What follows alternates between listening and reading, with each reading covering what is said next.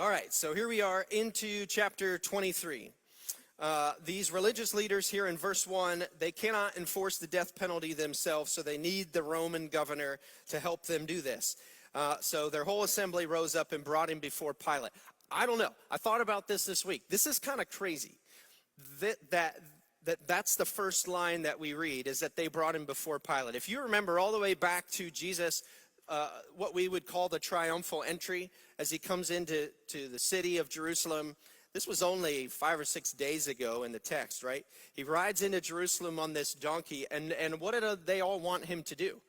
They all expected that he would ride into town straight to the palace where the Roman governors and authorities were, and that he would start to clean house, right? They wanted him to take out the government and install himself as the king. And now the very person that they hoped Jesus would take out, they are now going for permission to take Jesus out. It's kind of wild. So Pilate, he is the Roman governor responsible for finances in the region and maintaining law and order. And normally the religious leaders would have had to travel to another city for this whole thing to find him, but he happens to be in town for the Passover to help maintain the peace, because there's a lot of people in the city during this holiday. And you're going to see as we go along how Pilate's desire for and his job description of maintaining the peace, you're going to see how that plays into this story as we go along. So he's here in Jerusalem. So since the Jews want Jesus killed, they have to provide evidence against Jesus in such a way that it's going to catch Pilate's attention, right? They have to make Jesus look like a political threat so that Pilate is able to put Jesus right where they want him. And so as the self-appointed prosecution here, here's their case against Jesus, verse 2. They began to accuse him, saying, "We found this man misleading our nation, opposing payment of taxes to Caesar, saying that he is the Messiah, the king." So here's the first thing. We found this man misleading our nation. I think this is their way of saying, we have nothing to do with this guy, all right? Just so you know, we found him like this. He didn't come up from our teaching. He wasn't one of us. He is in no way tied to us. We found him talking like this, and what he's doing is perverting our nation. He's twisting the truth. He's lying to people. So we found him misleading our nation. Secondly, we found him opposing payment of taxes to Caesar. Is that true? No, that's not true at all. If you were here with us back when we studied Luke chapter 20, verse 25, Jesus said, "Give to Caesar what is Caesar's." These same religious leaders ask him point blank, "So should we pay taxes to Caesar?" And he's like, "Well, whose face is on the coin? Caesar's? Okay, well then pay your taxes." So this is patently false. He doesn't oppose taxes at all. But in the religious leader's mind, since Pilate is in charge of finances, this accusation means, hey, Pilate, you know it will reflect poorly on you if you lose money because you let this guy who opposes taxes live. You know, this guy's a financial risk to you. You better do something about this. So that's their second accusation. Third, and he is saying that he himself is the Messiah, a king. And again, that word king is meant to catch Pilate's attention. It's trying to ruffle his feathers and make Jesus sound like he's a revolutionary. Pilate, he's coming for your throne. He's coming for your job. Again, you better take him seriously. And that one must have at least caught Pilate's attention, because in verse 3, so Pilate asked him, "So are you the king of the Jews? Is this true?" And Jesus answered him, "You say so." Jesus doesn't really say, "Yes, that's correct. I am a king." Because Pilate's view of what it means to be a king is different than Jesus' view of what it means to be the king. Pilate's mind would go to armies and power and land. And from an earthly standpoint, Jesus has none of those. So in Pilate's mind, Jesus really isn't that big of a threat to Rome. He's not really all that intimidating. And besides that, if he is really the king of the Jews, then to kill him in a city full of Jewish people is probably a bad idea. He's not worth disturbing the peace. And so verse 4, Pilate then told the chief priests and the crowds, I don't find any grounds for charging this man. But they kept insisting. But he stirs up the people, teaching all throughout Judea, from Galilee where he started, even to here. And now this is them saying to Pilate, but listen, this isn't some guy riding his 10 minutes of fame here in Jerusalem just because there's a lot of people around. He's been doing this all over the region. This isn't just a city thing, Pilate. This is everywhere that your authority goes. He's been doing this. He's been stirring people up. You are insane if you let him walk. Verse 6, when Pilate heard this, he asked if the man was a Galilean. Finding that he was under Herod's jurisdiction, he sent him to Herod, who was also in Jerusalem during those days. Now, we learned back in chapter 3, verse 1, that Herod is another ruler, and his title is Tetrarch. And Tetrarch means he's a ruler of a quarter. I don't know if that's exactly 1/4, but it means that he rules part of an area. And so Pilate would have been the governor of the whole region, and Herod served under him, overseeing some of that area. This is Herod Antipas, which is the same Herod that put John the Baptist in prison, later killed him. This Herod is also about a fourth Jewish, so he likes to think of himself as the king of the Jews, something not a single Jewish person agreed with him about. Herod was responsible for overseeing the region of Galilee, where Jesus did most of his ministry, and he too was in Jerusalem for the Passover, probably in the same palace complex that Pilate was. So it was a very short walk over to where he was, so Pilate sent Jesus over. Now, if you remember what Lucy read down in verse 12, Pilate and Herod up to this point didn't get along very well. So maybe Jesus being sent over to Herod is out of spite. We don't know why Pilate sent him over. It doesn't really matter, but maybe Pilate just wants to push the decision off to somebody else so he doesn't look like the bad guy. Whatever the reason, Herod was very thankful, verse 8, that Jesus got sent over to him, because for a long time he had wanted to see him. He heard a lot about him and was hoping to see a miracle performed by him. So Herod was not the first person, though, who wanted to be entertained by Jesus. Back in chapter 4, we saw Jesus going into his own hometown, and his own hometown was like, they wanted to see him do something. And he said, yeah, no doubt you're going to ask me to do something here, but it's not really about the signs so much. They wanted to see signs, but they weren't really interested in him. They just wanted to be entertained. I did a little bit of research this week, and one of the longest running shows in Las Vegas is the Penn and Teller show. We still love being entertained by things that seem otherworldly, right? We still love to be mesmerized by things that we go, how did you do that? Like if someone in your community group said, hey, I've been practicing some magic tricks or some card tricks or something, you wouldn't say, oh, that's cool. You'd be like, prove it. I want to see one. Show me. I want to see if you're any good at it. Practice on us, right? We love stuff like that. And I'm guessing in verse 9, that's what Herod keeps pestering Jesus about. Come on, they said you can do stuff. Let's go, do something. But Jesus, verse 9, did not answer him. Isaiah 53, that same chapter that tells us about Jesus' suffering, also tells us that Jesus would be silent in this moment. It said, like a lamb led to the slaughter, like a sheep is silent before her shearers, Jesus did not open his mouth. And so even in this moment, he is fulfilling prophecies that were made 700 years earlier. But an important piece of Jesus being silent here is that it puts 100% of the blame for his crucifixion on the people who are begging for it. This is important. Jesus does not talk his way into being crucified. He's not making bold statements. He's not trying to defend himself. He just silently waits for the inevitable.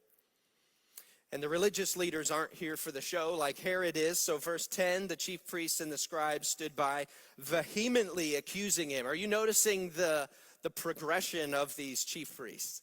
Right? First they were just accusing. Then they were insisting. Now they're vehemently accusing him, and they're not done. But they're getting aggressive now because Pilate and Herod are not cooperating with them. They need them to stamp the death sentence, and they won't do it. They won't do it, so they're getting frustrated. But Herod is frustrated too, because after waiting to see Jesus for so long, he's not getting what he wants. He wants a miracle. Jesus won't do it, won't even talk. And so verse 11, then Herod with his soldiers treated him with contempt. They mocked him, they dressed him in bright clothing, and they sent him back to Pilate. Fine, get out of here, Jesus. If you don't perform for me when I ask you to, then you're of no use to me. Just be gone. And I read that this week, and I'm going to step out on a limb here and say that I think it would be safe to say that that at some point for all of us in our lives, we, like Herod, have found Jesus to be a bit of a disappointment. Can we admit that together? Can we admit that there have been times where we, like Herod, have found Jesus to be a bit of a disappointment? Jesus, I appreciate the grace. I really do. I really do appreciate the grace. But actually what I need right now is a raise. Actually what I need is a surprise suitcase full of 50s on my porch. And instead of getting that, we continue to scrape by or live paycheck to paycheck. And I don't understand why I always have to be stressed about finances. The grace is nice, but really what I need is help on finances, and I don't see you coming through on it. Jesus, I appreciate you dying for my sin. I really do.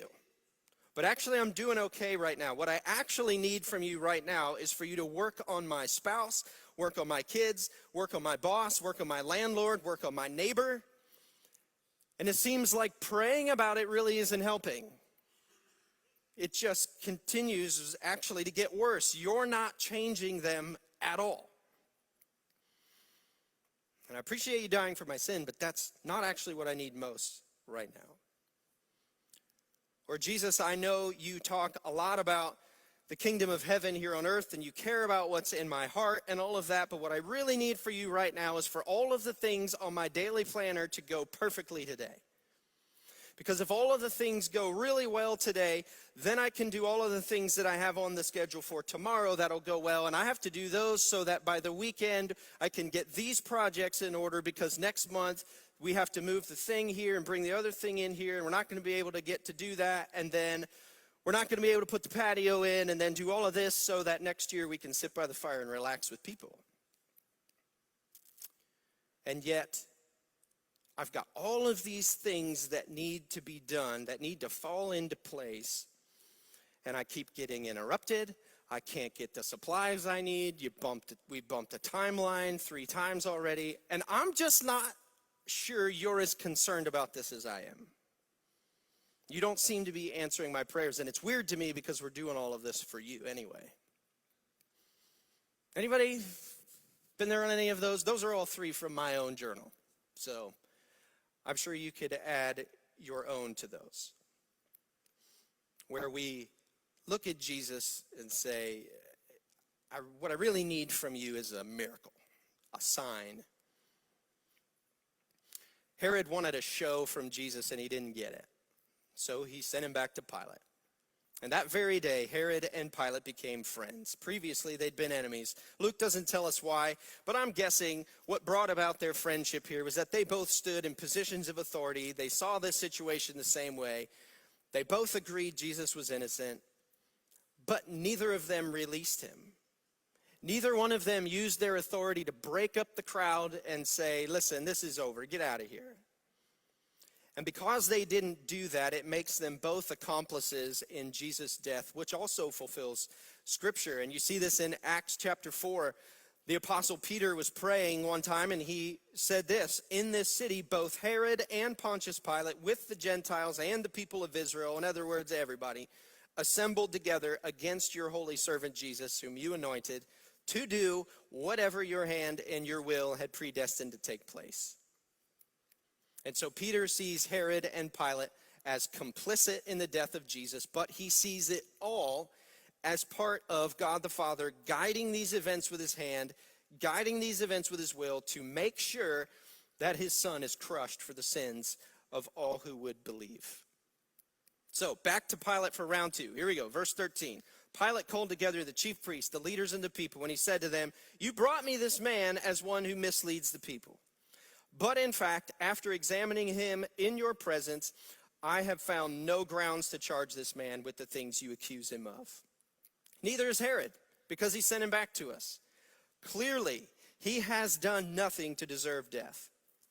Therefore, I will have him whipped and then release him. That way you guys will be happy because I rough him up a little bit. He'll think twice before he goes out preaching again. And I don't cause a riot because he doesn't die." So let's try to get on with things. In the actual timeline of events here, according to the other gospel accounts, it would appear that the religious leaders are having none of this. They will not be satisfied with Jesus just getting a beating. They want him dead.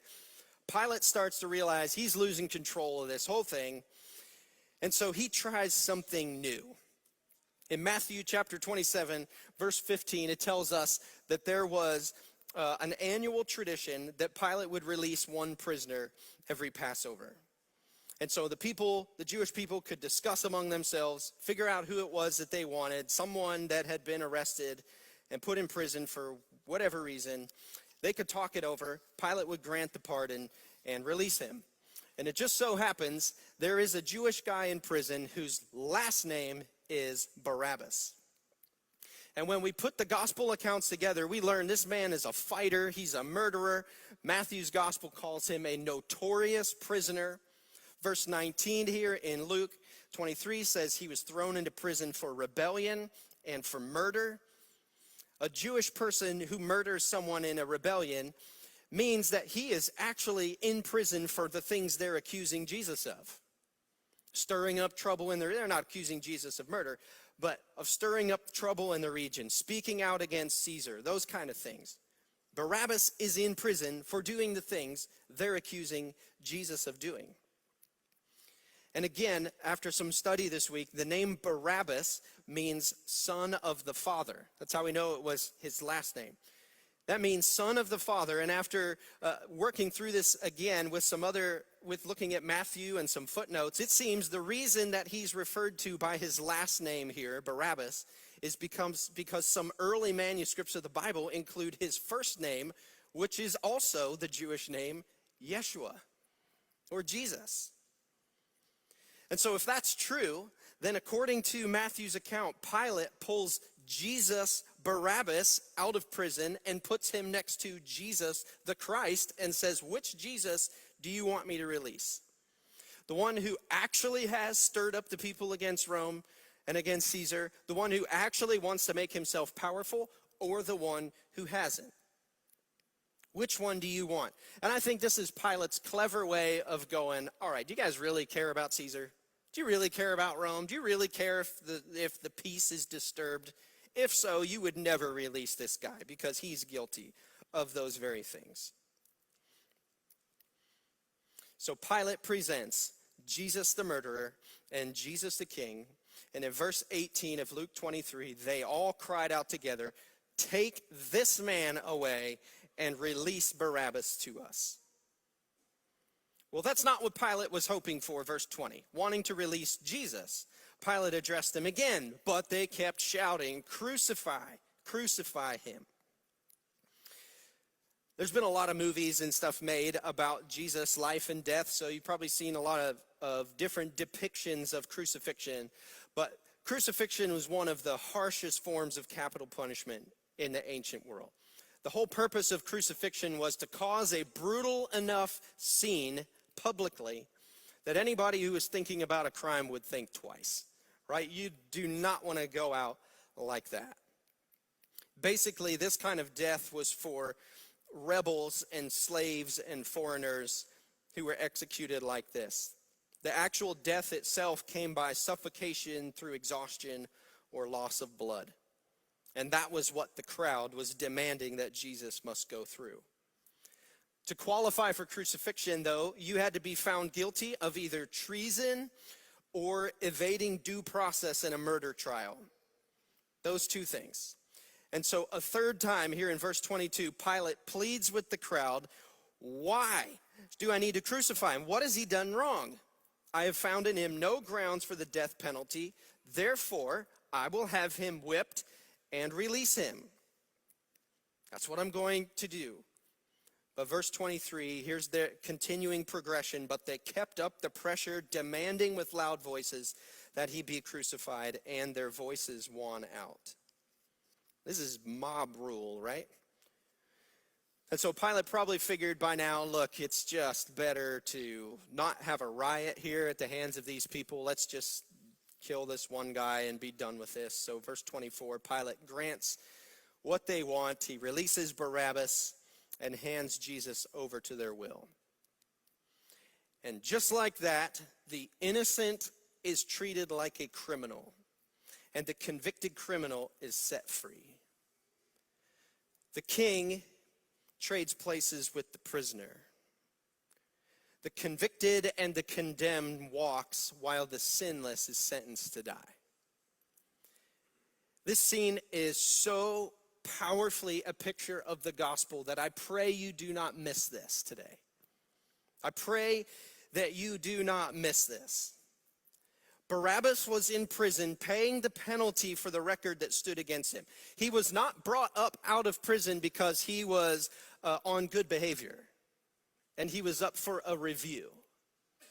He was not brought up out of prison because he'd been doing well. When he woke up that morning, he was a condemned criminal, and maybe before breakfast, all of a sudden he had been set free because another man stood in his place. Another man was condemned for the sin of Barabbas.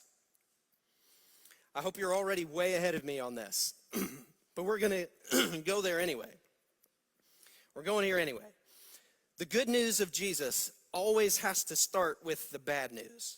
And the bad news is more tragic than we would ever admit to.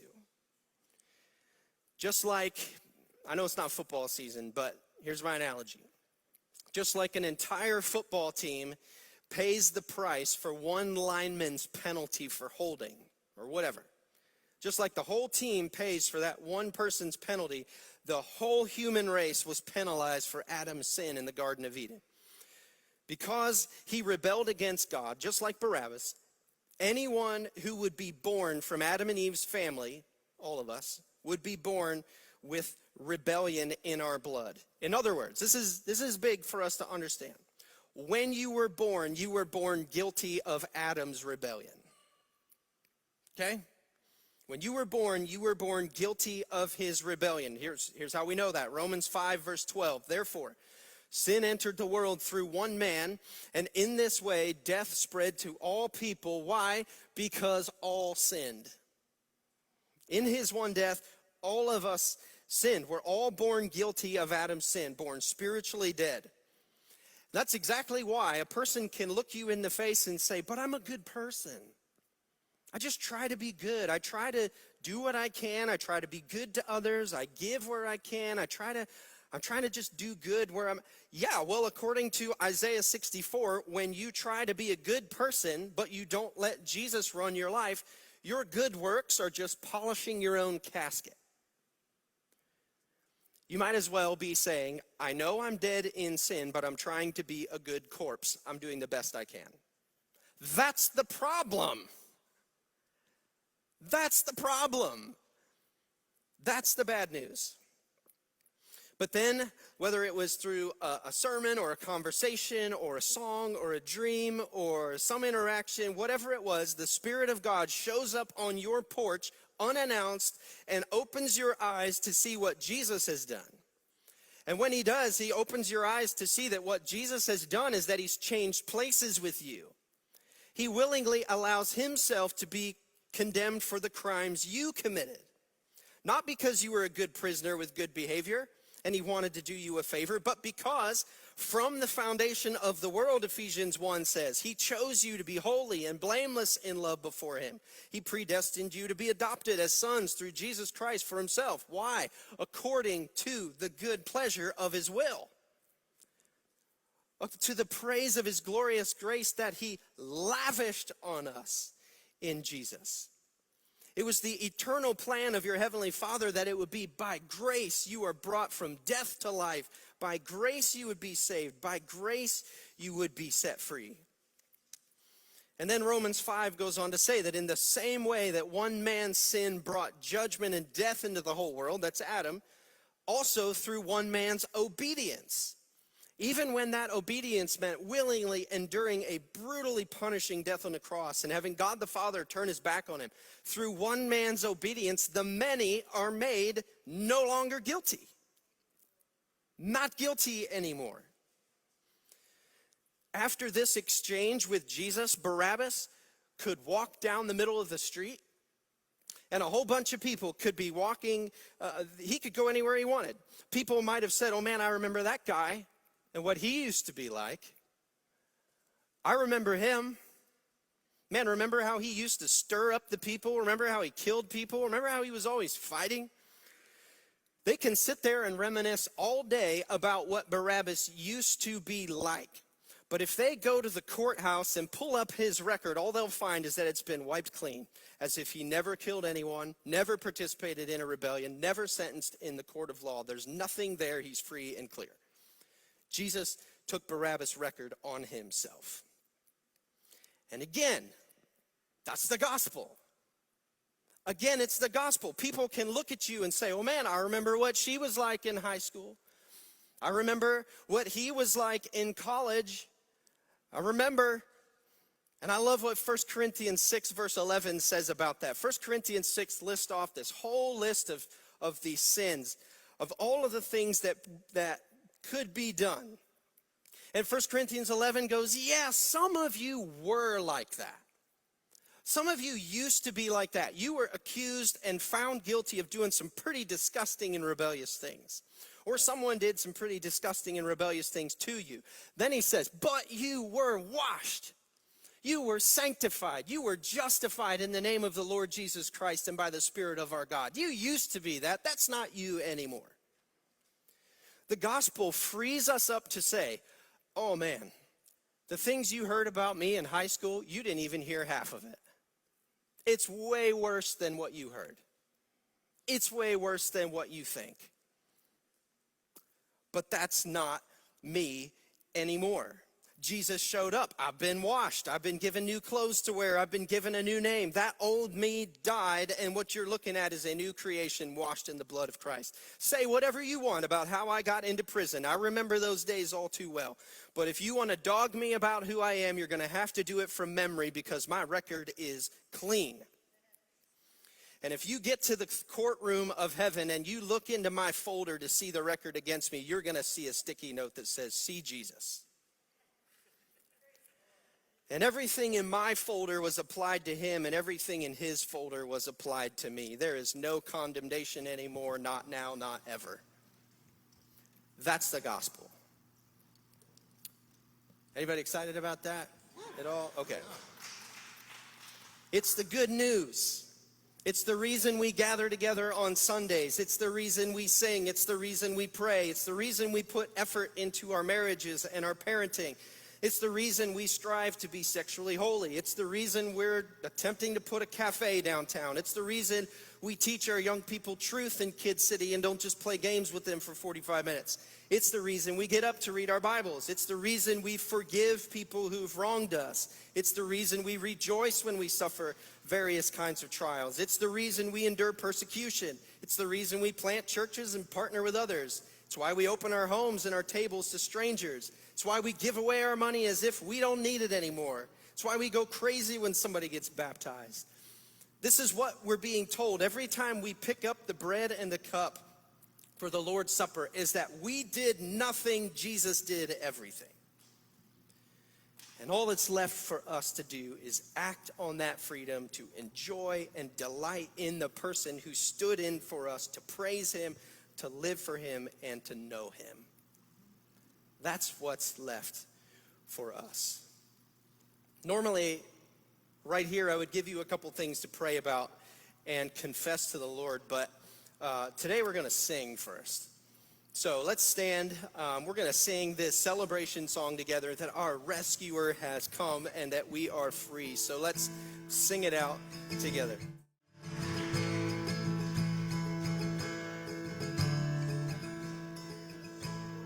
Of Barabbas is such a tiny little blip in the story of Jesus, right?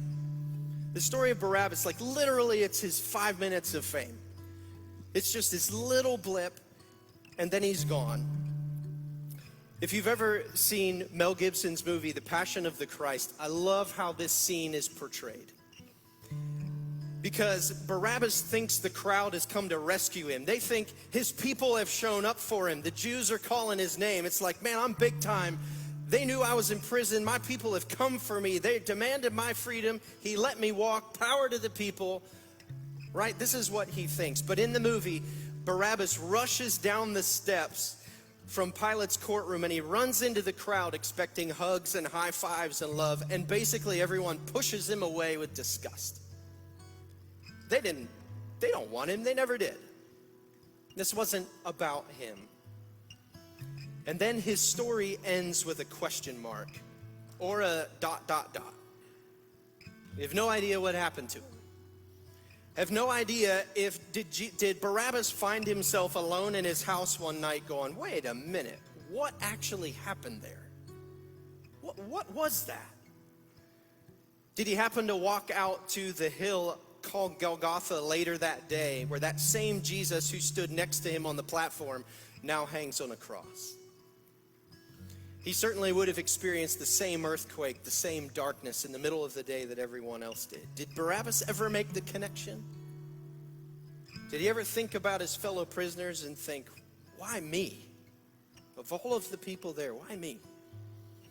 Did he ever put the pieces together that Jesus died for the things he was guilty of? And our question for all of us today is, have you? Have you ever put the pieces together that Jesus died for the things you are guilty of?